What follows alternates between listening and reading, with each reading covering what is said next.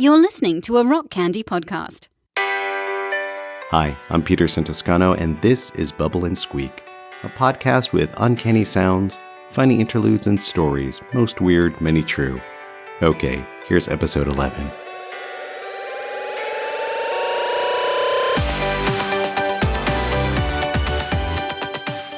Our show today comes in 3 parts. Part 1, an eyewitness report from Rev Nancy Wilson. She was on the front lines of the HIV/AIDS crisis. Part 2, a series of voicemails from Sebastian at the Coronavirus Rapid Response Center. And Part 3, a sound slice.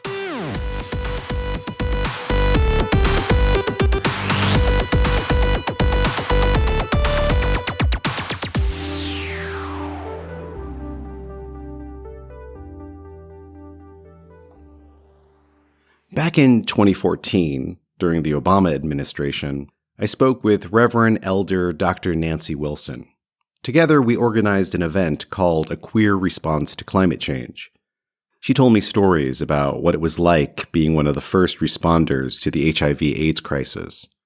I recorded her remarks and shared them on my Climate Stew podcast. Today, we face another global health crisis. Some are comparing COVID-19 to HIV/AIDS. While I can imagine possible similarities, Dr. Wilson's remembrances and commentary highlight the stark differences.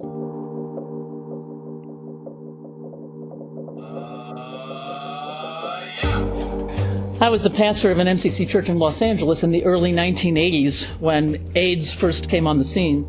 I think a very important thing to understand is that we knew absolutely nothing about this, and that we were not sure how AIDS was even transmitted. And here we are in a congregation full of queer people, and gay men in particular, and gay men of color who are being impacted by this disease. And we had to make a choice very instantaneously. Would we, in some sense, withdraw or be apart from that, or would we just risk and plunge in? So I think one of the things we learned was to risk for the sake of justice and life. And then what we had to confront the horror that what we were going through, our own kind of Holocaust in our community, oftentimes the wider dominant culture acted like nothing was happening, or nothing important was happening, or this was something that affected Haitians and drug addicts and homosexual men. And so these were people who did not matter in the power structure, and so it did not matter that it was happening. So we had a president who for 4 years in his first term, Ronald Reagan, never mentioned the word AIDS. Imagine if President Obama never mentioned the word Ebola, and look how few people Ebola has impacted in the United States than HIV/AIDS was impacting then. And so I think we felt very much like this was a war we were in, like all of our lives and our movement depended on it, and that we had to take great risks, and we had to speak up. And so came the ACT UP phrase, silence equals death. I don't think there's anything more bold you could say in climate change than that same phrase. Silence equals death, especially death for the most vulnerable in the world. We had to do 2 things. We had to be a movement that impacted the politics of the day. So sometimes we were getting arrested at the county board of supervisors because they weren't releasing money for drug testing, and we had to be arrested in different locations and places just to protest the silence of our government. But then we also had to care for people who were dying, people whose families had thrown them away, people who needed laundry done and they needed food brought to them. They needed to be touched. They needed to be held and loved. They needed also to be buried. We had to find funeral homes that would take bodies. In the earliest days, sometimes you could not find a funeral home that would take the body of someone who died of AIDS. AIDS activists in the early days, in protest of this, took dead bodies and paraded them through the streets of New York City and San Francisco. People came out to their families on their deathbed a lot of times. And so you had to create community. We had people who would show up in church with IV poles, looking sicker than most people ever looked in public, and to accept that people just lay on a pew with an IV pole and, or chairs around us. And so we had to be accustomed to death and dying and to what death smelled and tasted and looked like and felt like on the one hand, and to also have political will, which I think was a huge struggle. And we went through levels of exhaustion where some of us had, fell back, or some of us had to, just take a break. But really, it was very hard to take a break. I think I did 300 funerals in the space of, maybe 6, 7, 8 years or something like that. That we have a strength when faced with a crisis, that we can persevere, even in the face of great risk or possible death.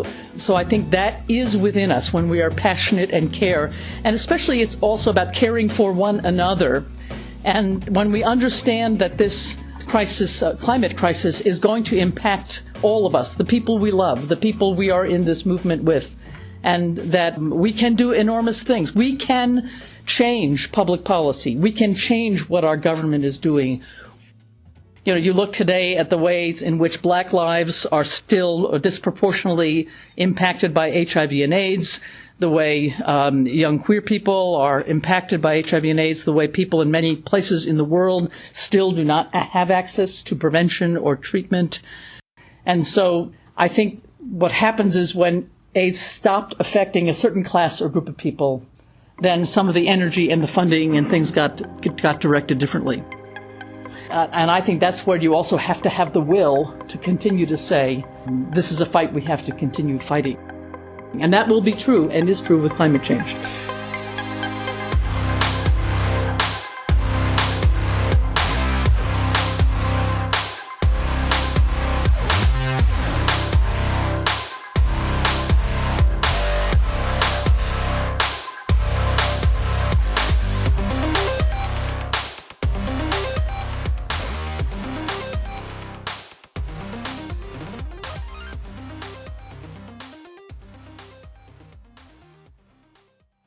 Hello, no one is available to take your call. Please leave a message after the tone. Hi, this is Sebastian from the Coronavirus Rapid Response Center, replying to the voicemail you left on, last Wednesday. Sorry, we're a little behind, as you can imagine. Sorry I didn't catch you. You must be out getting supplies. Do not forget, you must wash your hands frequently with soap and water for at least 20 seconds.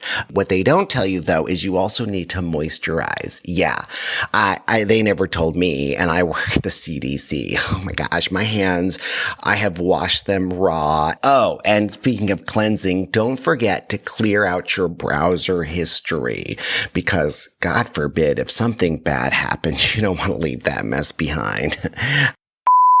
Hey, it's Sebastian calling you back from the Coronavirus Rapid Response Center. You had questions about going outside. It's good to go outside, to get sun and exercise. But you really need to look to your local and state officials for guidelines. There are no federal guidelines about this. A lot of these decisions have been offloaded onto the local and state officials. I mean, normally the federal government provides aid and help, but, things are different this time, and we can definitely see it here at the CDC. I actually don't work for the CDC. I'm a census taker, but they took us off the line, a bunch of us guys, just men. It was interesting. I don't know why, but we're all in this underground bunker, and this doctor comes in and out with his lab coat and gives us instructions. I don't know. Hey, it's Sebastian. I'm just kind of bored, actually. People are calling with the most annoying questions, like, can my pet get coronavirus? Nobody really knows, but your grandma can, all right? And your pet can get smothered to death if you, put all of your fears and hopes on it. So, give it a break and let it have a chance to breathe. People also want to know about what do they do because the bars and the liquor stores are closed. I'm like, I don't know. Maybe this is the universe's way of telling you something. Maybe you could try an alternative beverage like root beer or kombucha or I don't know, yogurt, which I know technically isn't a liquid, but it's also not a solid. Chances are you will not like these alternatives, but you're going to feel good because you're making a sacrifice and you're going to feel like you did something significant by denying yourself. And then you could like stand on a table and shout out, I'm part of the greatest generation, which is likely something you would have said when you were drunk. Hey, it's Sebastian. Oh my gosh, I got a cold. I've done everything. I mean, I've never washed my hands more now than my entire life. I can see nerve endings, and I've been so distant from people socially, I could barely catch their eye, let alone their cold. So Dr. Pence, he was all worried, and he was like, do you want me to take your temperature? But then he was like, oh, but I only have an anal thermometer. I'm like, no, buddy, I'm not going to fall for that one again, or a third time.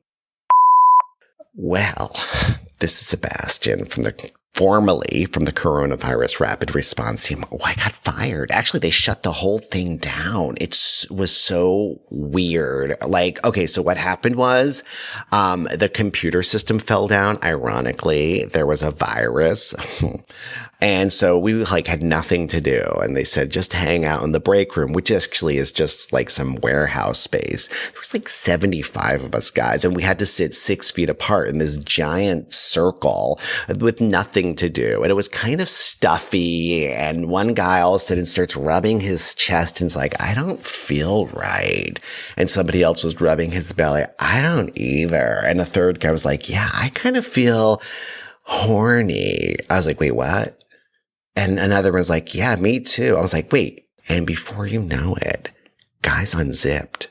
Their pants were down to their ankles. I mean, all kinds of guys. And they were hot, gay, straight, heteroflexible, trans, cis. Like, everybody was going to town on themselves and just, you know, spanking the monkey or whatever term you like to use.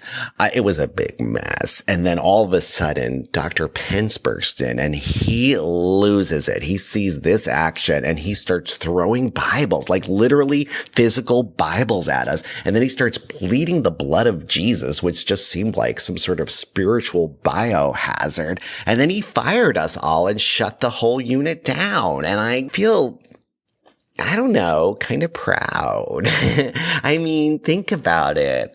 I was part of the biggest, most scandalous circle jerk in the USA since J. Edgar Hoover.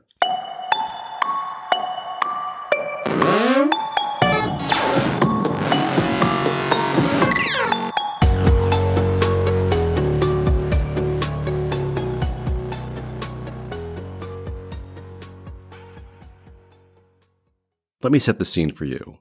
I'm at Susquehanna University in Stratansky Music Hall. About 75 people are gathering to hear a piano soloist accompanied by a violin and cello. The date is January 24th, 2020. This is one day after China began its strict lockdown in Wuhan province. It's been 3 days since the first confirmed case of the coronavirus was reported in the USA. Elderly couples, professors, and college students sit side by side. The only anticipation I feel at that moment is for the music.